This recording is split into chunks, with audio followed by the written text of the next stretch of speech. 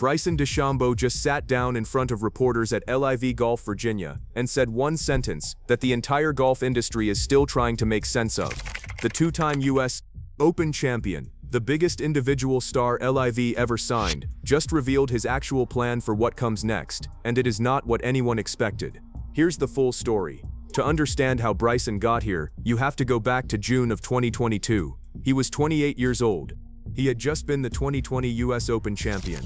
He was one of the most recognizable players on the PGA Tour, and he became one of the very first players to defect to LIV Golf, reportedly signing a contract worth more than $100 million. 2 months later, he was also one of the 11 players who filed an antitrust lawsuit against the PGA Tour, claiming the tour had unfairly suspended players who chose to play for LIV. He withdrew his name from that lawsuit in May of 2023. But the act of suing the institution that made him famous is still on the record. Inside the PGA Tour offices in Ponte Vedra, that detail has not been forgotten. What followed was the second half of Bryson's career, which has been genuinely strange. He almost completely disappeared from PGA Tour Majors performance metrics for the first year and a half on LIV. He then resurfaced at Pinehurst in June of 2024 and won the US Open, his second major championship. He went on a personal tear after that. Runner-up at the 2024 PGA Championship at Valhalla, runner-up at the 2025 PGA Championship at Quail Hollow, becoming one of only 3 players in history to finish second at consecutive PGA Championships. By 2025 he was unquestionably LIV Golf's most visible player, the captain of Crushers GC, and the de facto face of the entire league. He was also, somewhere along the way, building one of the most successful golf channels on YouTube. The current state of that channel is genuinely staggering. As of May 2026, Bryson DeChambeau has approximately 2.7 million subscribers. His channel averages around 22 million views per month.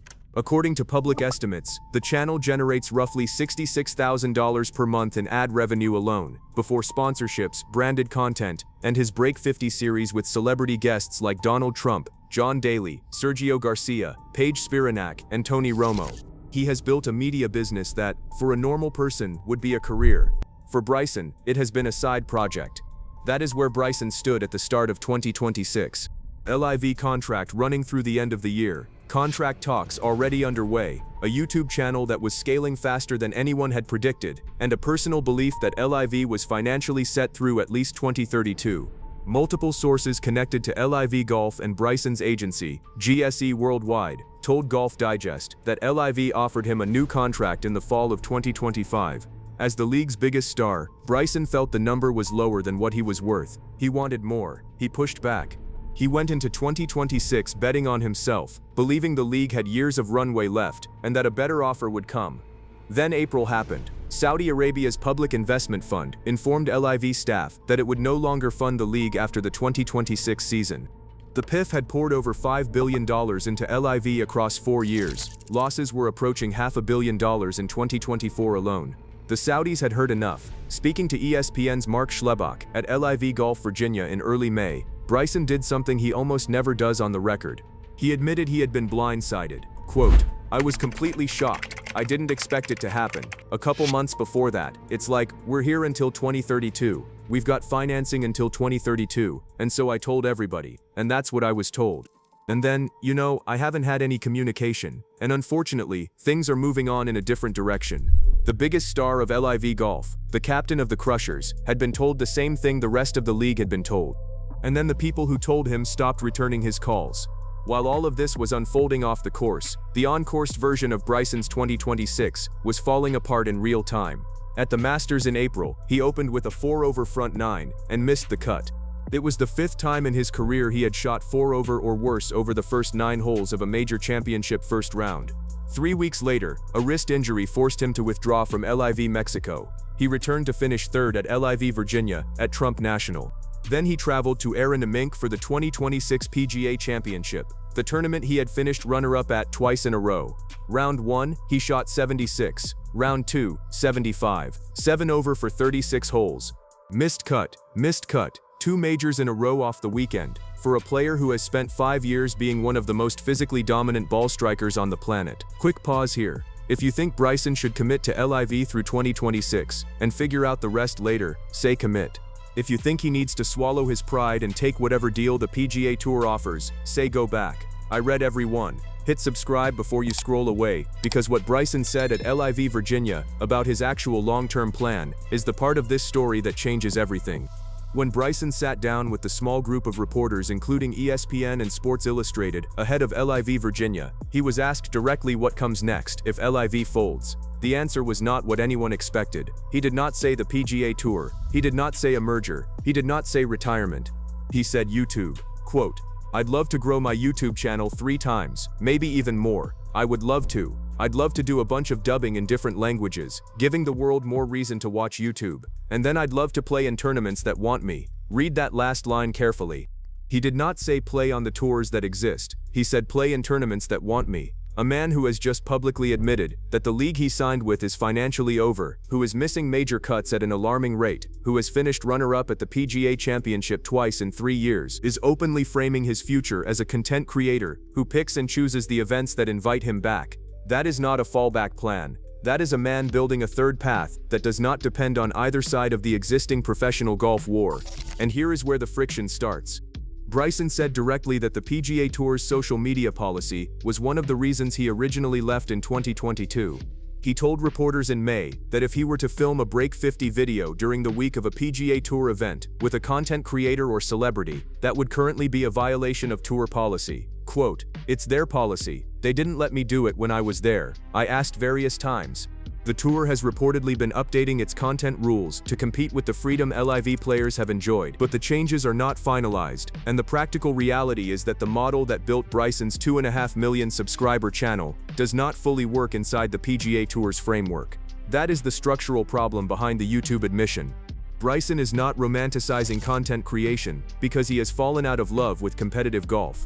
He is romanticizing it because the PGA Tour's existing rules would force him to give up the very business that has become his actual financial future, and the penalties for returning are reportedly severe. Multiple tour sources have now told Golf Digest that whatever leniency Brooks Koepka was offered when he returned in January is unlikely to be extended again.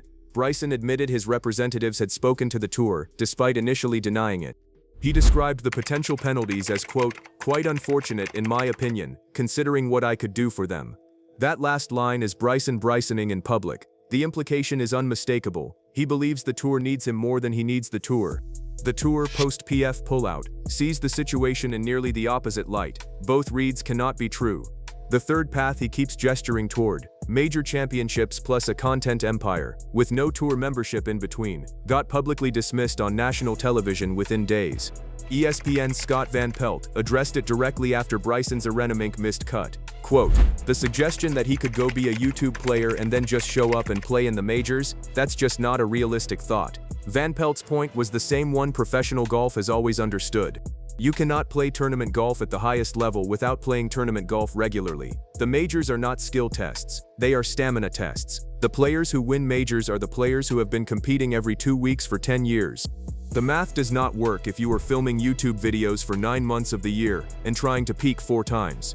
Bryson's own quote about a potential reunification of professional golf gave a glimpse of the version of the future he actually believes in. Quote, "The egos need to get dropped. Everybody needs to come in with a level-headed playing field, with an opportunistic mindset to grow the game of golf. It is the kumbaya answer, and he knows it. He also knows that for him personally, a merger is the only outcome that fully solves his problem. A merger means he never has to formally crawl back to the tour, he just gets to keep playing. A merger means the social media restrictions get renegotiated as part of a broader deal. A merger means LIV's franchises, which Bryson has publicly estimated could sell for $200 million each, do not get liquidated. Without that merger, Bryson DeChambeau has 3 options, and none of them are clean. He signs a smaller LIV deal, and bets the league finds new investors before the music stops. He pays whatever financial penalty the tour names, and accepts a content policy that limits the side business he just spent 4 years building. Or he becomes the first major champion in modern history to choose YouTube as his primary professional identity, and treat the majors as occasional appearances. Each option costs him something he is not yet willing to publicly admit he is going to lose. The 18 months ahead are going to force him to choose. The shocking statement is not really about YouTube. It is about a player who can finally see that all 3 of his paths look harder than the one he gave up 4 years ago. If this one landed for you, drop a like before you scroll away. It is the single biggest thing that tells YouTube to push these stories to other golf fans who might never see them otherwise. Subscribe if you want more of these, the kind that take the long view instead of the loud one. There are more coming.